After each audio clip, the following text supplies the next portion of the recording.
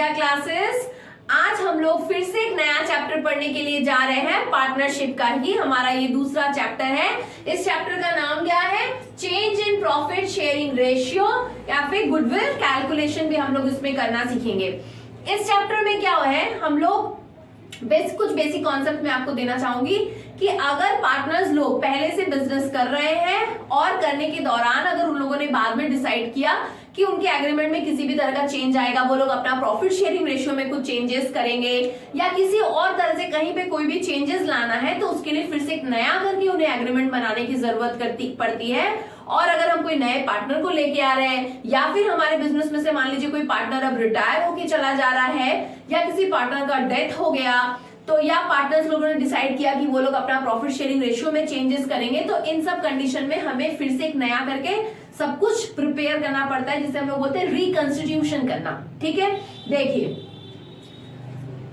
Reconstitution of the firm may happen under the following circumstances, मतलब किस किस conditions में किस किस सर्कमस्टेंसेस के अंदर में फर्म का फिर से रिकंस्टिट्यूशन, फर्म का रिकंस्टिट्यूशन करने की जरूरत पड़ती है।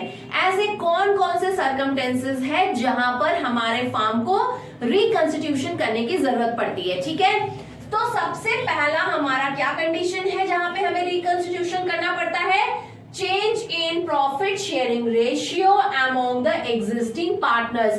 मतलब हमारे बिजनेस में मान लीजिए पहले से ए, बी और सी पार्टनर्स हैं तीन, और तीनों पार्टनर्स लोगों में पहले 2:2:1 में प्रॉफिट डिस्ट्रीब्यूट होता था, लेकिन अभी अगर वो पार्टनर्स अपने प्रॉफिट शेयरिंग रेशियो में चेंज लाना चाहते हैं, उसको इक्वली करना चाहते हैं या और कुछ चेंज करना उनके रेशियो में किसी भी तरह का, तो उस समय पर हमें क्या करना पड़ेगा?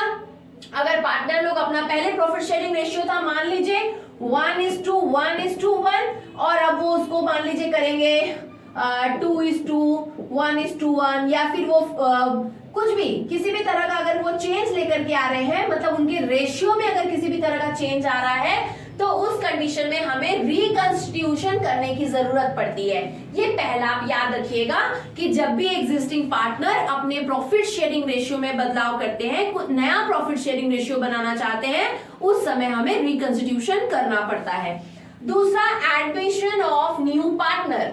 जब भी हमारे बिजनेस में पहले से जो पार्टनर थे उनके अलावा बाहर से जब हम किसी दूसरे पार्टनर को, नए पार्टनर को लेके आते हैं, उस केस में हमें फिर से रिकंस्टिट्यूशन करने की जरूरत पड़ती है। हमें रिकंस्टिट्यूशन करना जरूरी हो जाता है। और हम रिकंस्टिट्यूशन कब करते हैं? Retirement of an existing partner. पहले से हमारे यहाँ जो पार्टनर थे, अगर उसमें से कोई पार्टनर हमारा रिटायर हो जा रहा है, तो उस केस में भी हमें रिकंस्टिट्यूशन करने की जरूरत पड़ती है। हमारे फर्म का रिकंस्टिट्यूशन हमें करना पड़ता है। उसके अलावा डेथ ऑफ अ पार्टनर। अगर हमारे बिजनेस के मान लीजिए 3 पार्टनर थे और कोई एक पार्टनर अगर डेथ हो जाता है, तब भी हमें रिकंस्टिट्यूशन करना पड़ता है अपने फर्म का। और हम कब करना पड़ता है हमें रिकंस्टिट्यूशन, और क्या कंडीशन है? Amalgamation of partnership firm, amalgamation of 2 partnership firm. मान लीजिए 2 पार्टनरशिप फर्म है, सपोज करिए ए और बी मिलके एक पार्टनरशिप फर्म को चला रहे थे, उनका एक फर्म हो गया। सी और डी मिलकर के एक फर्म चला रहे थे, उनका एक फर्म हो गया। अभी क्या हुआ? ए और बी का जो फर्म था और सी और डी का जो फर्म था, ए बी का फर्म है, मान लीजिए उसका नाम आप कुछ भी XYZ नाम समझ लो, और सी और डी का जो फर्म था उसका मान लो ABC आप नाम एक दे दो। अभी ये दोनों ए और बी ने, सी और डी ने, ये यहाँ पे 2 पार्टनर है, यहाँ पे 2 पार्टनर है। मान लीजिए फिर से मैं समझाती हूँ, मान लीजिए ए और बी ये 2 पार्टनर है और एक तरफ है सी एंड डी, ये 2 पार्टनर है। ठीक है, इनका एक फर्म है और इनका भी एक फर्म है। अभी क्या होता है, अगर ये दोनों पार्टनर सोचते हैं कि इस फर्म के साथ हम लोग बिजनेस को एमलगमेट कर लेते हैं, एक साथ मिला देते हैं, किस लिए? कंपटीशन से बचने के लिए, ताकि वो कंपटीशन वाले प्रॉब्लम से बच सके, उसे रिमूव कर सके। तो उस केस में क्या होगा, इन लोगों ने डिसाइड किया कि चलो हम लोग अपने फर्म को मिला देते हैं। तो अब नया जो फर्म बनेगा उसमें कौन पार्टनर हो जाएगा, ए बी सी डी। और मान लीजिए ये लोग पहले अपना रेशियो शेयर कर रहे थे 2:1 और ये लोग कर रहे थे 3:1। तो अब आप लोग करेंगे रेशियो नया करके यहाँ पे 2:1:3:1 और फिर नया करके हमें रिकंस्टिट्यूशन करना पड़ेगा। ऐसे करने से ये डिफिकल्ट हो जाएगा।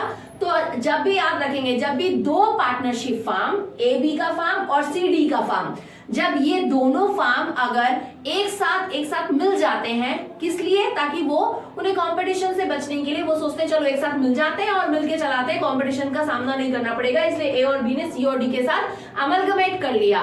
तो उस कंडीशन में हमें रिकंस्टिट्यूशन करना पड़ेगा, तभी जाकर के सब कुछ प्रॉपर तरीके से सारा कैलकुलेशन हम लोग कर पाएंगे, अदरवाइज ऐसे कैलकुलेशन करना डिफिकल्ट हो जाएगा। तो ये कंडीशंस आपको समझ में आया। ये 5 कंडीशंस है। क्या चीज का 5 कंडीशन, 5 सरकमटेंसेस है। ये पांचों सरकमटेंसेस किस चीज का है, रिकंस्टिट्यूशन ऑफ द फार्म। मतलब कब जाकर के किस किस सिचुएशन में हमारे फार्म को रिकंस्टिट्यूशन करने की जरूरत पड़ती है। Clear. Next, change in profit sharing ratio. मतलब पहले जो हमारे एग्जिस्टिंग पार्टनर्स थे या अभी जो पार्टनर्स हैं एट प्रेजेंट, वो अगर अपने प्रॉफिट शेयरिंग रेशियो में बदलाव लाते हैं, वो क्यों लाते हैं, कब उन्हें अपने प्रॉफिट शेयरिंग रेशियो में चेंज लाने की जरूरत पड़ती है, ये तो वो कब होता है, इज नेसेसिटेड, ये जरूरी हो जाता है कब, due to change in capital contribution. अगर कोई पार्टनर और नया करके और कैपिटल लेकर के, ए बी सी 3 थे, ए ने और ज्यादा कैपिटल कंट्रीब्यूशन कर दिया, साल के मिड में हमें पैसे की जरूरत पड़ी, हमने इस ए से और कैपिटल कहा, ए ने कैपिटल कंट्रीब्यूट कर दिया। या फिर मान लीजिए एक्टिव पार्टिसिपेशन इन मैनेजमेंट, या किसी पार्टनर का एक्टिव पार्टिसिपेशन है और ज्यादा करके, तो ये सब सिचुएशन है जहां पे हमें फिर से नया करके हमें प्रॉफिट शेयरिंग रेशियो बनाना पड़ता है। प्रॉफिट शेयरिंग रेशियो, नया प्रॉफिट शेयरिंग रेशियो हमें फिर से हमें नए तरीके से कैलकुलेट करना पड़ता है।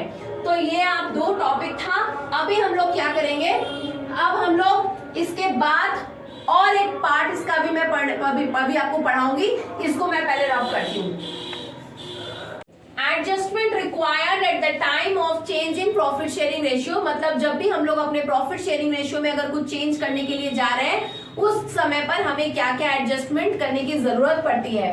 पहला है determination of sacrificing ratio and gaining ratio. इसका मतलब ये होता है कि हमें सैक्रिफाइसिंग रेशियो और गेनिंग रेशियो निकालना पड़ता है। सैक्रिफाइसिंग रेशियो और गेनिंग रेशियो हम लोग हमारे नेक्स्ट वीडियो में डिटेल्स में जानेंगे, इसके बारे में जानेंगे, कैसे कैलकुलेट किया जाता है वो भी जानेंगे। इसलिए अभी मैं बहुत ज्यादा आपको इसके बारे में नहीं बता रही। देखिए, accounting treatment of reserve and accumulated profit. हमारा पहले से जो पार्टनर, पहले जो एग्जिस्टिंग पार्टनर्स थे, मान लीजिए, या प्रीवियस एग्रीमेंट के अकॉर्डिंगली पार्टनर्स लोगों ने जो भी रिजर्व और एक्यूमुलेटेड प्रॉफिट अपने पास रखा हुआ था, उसको हम पहले जैसे आपस में शेयर कर रहे थे, या जो भी हमारा टर्म्स एंड कंडीशंस था, अब अगर हम नया करके सब कुछ बना रहे हैं, प्रॉफिट शेयरिंग रेशियो में चेंज हो रहा है, तो उस केस में हमें रिजर्व और एक्यूमुलेटेड प्रॉफिट के अकाउंटिंग में भी कुछ ट्रीटमेंट करना पड़ता है, कुछ चेंजेस लाना पड़ता है। उसके साथ अकाउंटिंग फॉर गुडविल, अभी हम लोग गुडविल का पूरा कैलकुलेशन ही सीखेंगे, बहुत डिटेल्स में पढ़ेंगे इसके बारे में। तो अकाउंटिंग फॉर गुडविल करने की जरूरत पड़ती है। Accounting for revaluation of assets and liabilities.